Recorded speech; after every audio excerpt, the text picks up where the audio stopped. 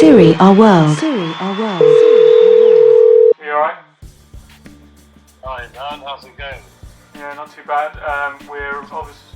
Not obviously, but we are recording a day earlier than said because I didn't notice, but there is actually a game in Serie A tonight, which is going to be Genoa Como. So for some reason it's starting today instead of tomorrow. I'm not sure the reasons, but that is the situation. So we can quickly talk about what's happened in the Champions League and then what the fixtures are coming up, and then we'll have to talk about Europa and Conference next time because they're happening later on tonight. So do you want me to just quickly go over that? Yeah, go on. Okay, so in the Champions League, Milan went away to Real and won 3-1. Lille drew 1-1 with Juve, and then Bologna lost 1-0 to Monaco. Then yesterday's games, Inter beat Arsenal 1-0 and Atalanta beat Stuttgart 2-0. So Inter doing what Atalanta should have done to Arsenal, and Atalanta doing to Stuttgart what Juve should have done to them. So there you go. What's your take on the score so far in Europe? Oh, in Europe it's been great generally. Milan really put a performance in. Again, like I said, when they're faced with someone like Real, when they were faced with Inter, and everyone had written them off already, Fonseca tries something and it works. And when we talk, you say, look, then why can't he do this every time? But yeah, that was good. You had everyone, no matter which league they are, fanboys of, applauding that Milan performance. Yeah. It was great, to be honest, and I want to see more of that in Serie A. But I guess Fonseca had some thoughts on that actual statement where he said, look, Serie A is not the same as this tournament. It can be tough. It can be tough playing Monza, for example. He said it's harder to play Monza because of the way they play. So yeah, he has his challenges. He's got to try and figure out the league. But that game aside, the other big game, Inter Arsenal, where even now I'm reading where people are saying, Arsenal were given it was unfair, they should have won and all this stuff. I don't think so. Those people have not been watching Inter for the last few seasons, especially under Inzaghi. He's a well-oiled machine.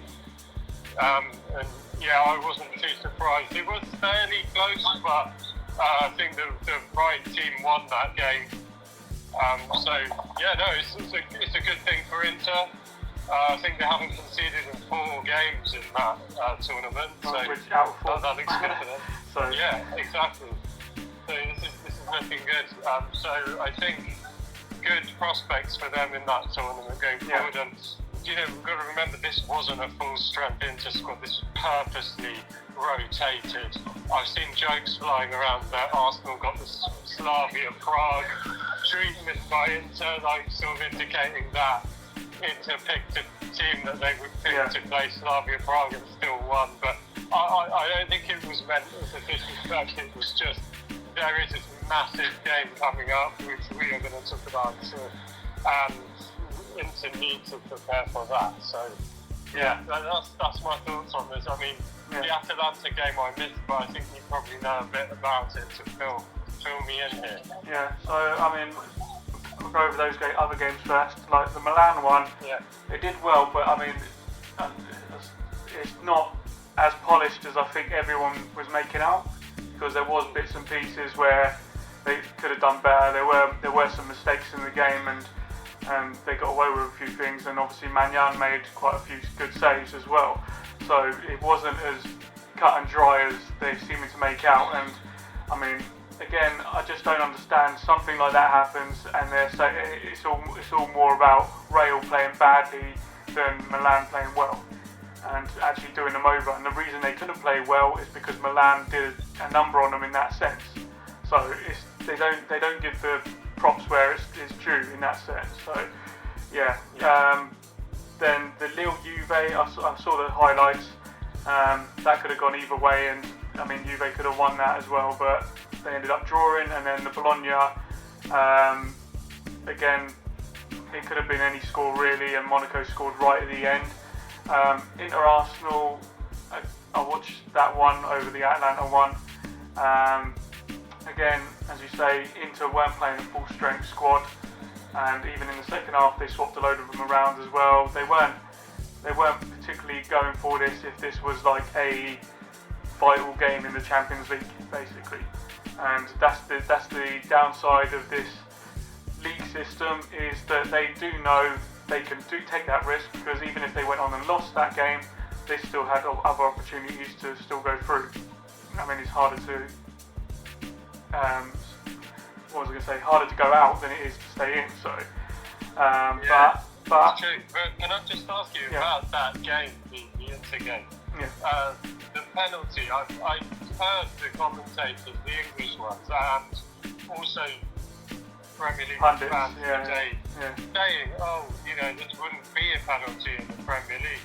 Well, why is there this special treatment there? Because I see this as a penalty in Serie A any day. It's a penalty all over the world, basically. Well. All over the world it is a penalty. They can't.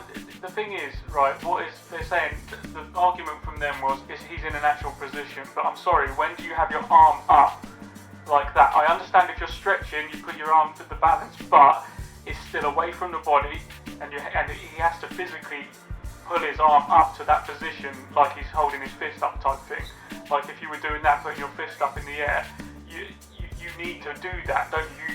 It's not natural that your arm just goes up like that in that sense. But the other thing is, let's look at it another way.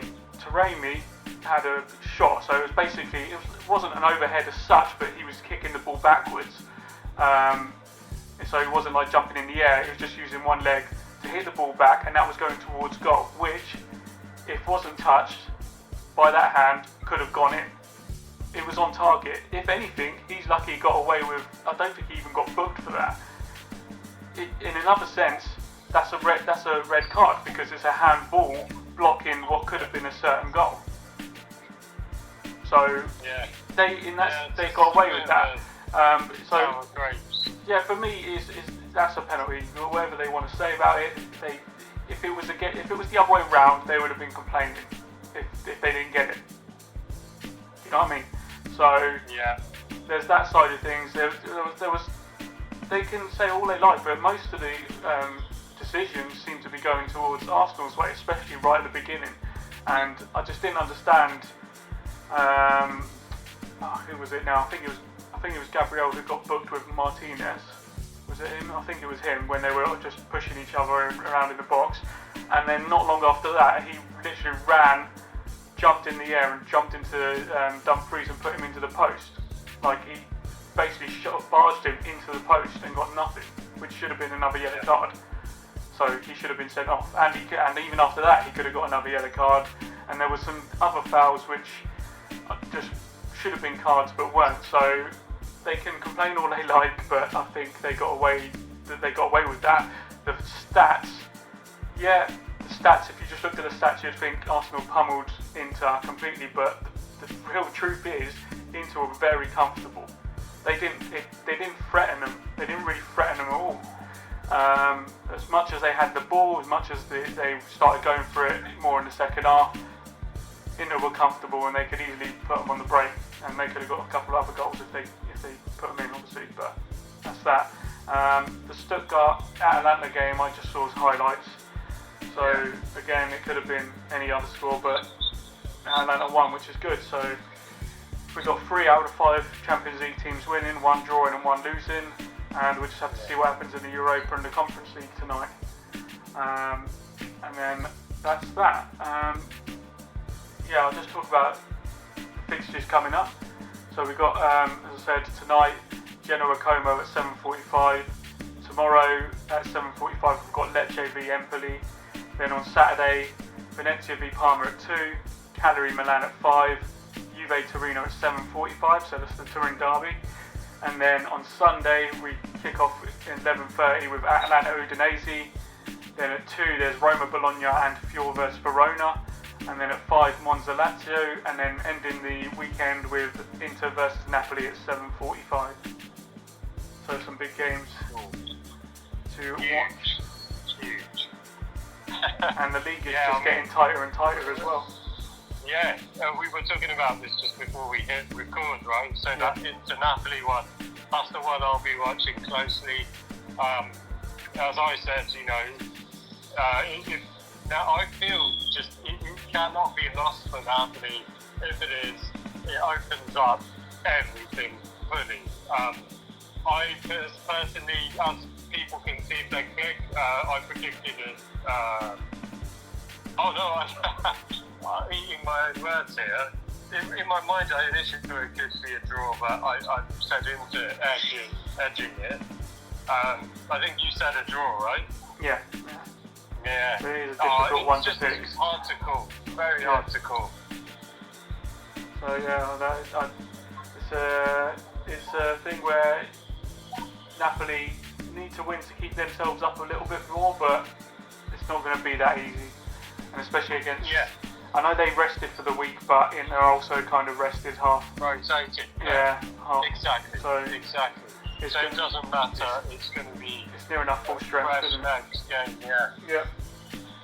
So yeah, I'm looking forward to quite a lot of games, and I mean, I might watch the Roma one because that's the earlier kickoff in the Europa League, and then don't know. I mean, I'm torn whether to watch Genoa Como or Lazio Porto.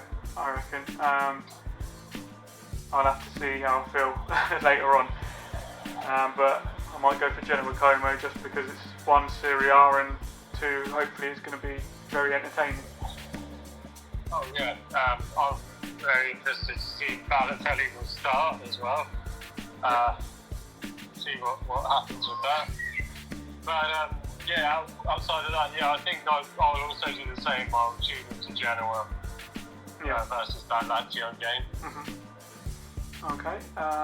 Okay. Well, let's say what we'll do is we'll see what happens over the weekend, and then we'll talk about the Europa and Conference League as well as what's happening this weekend.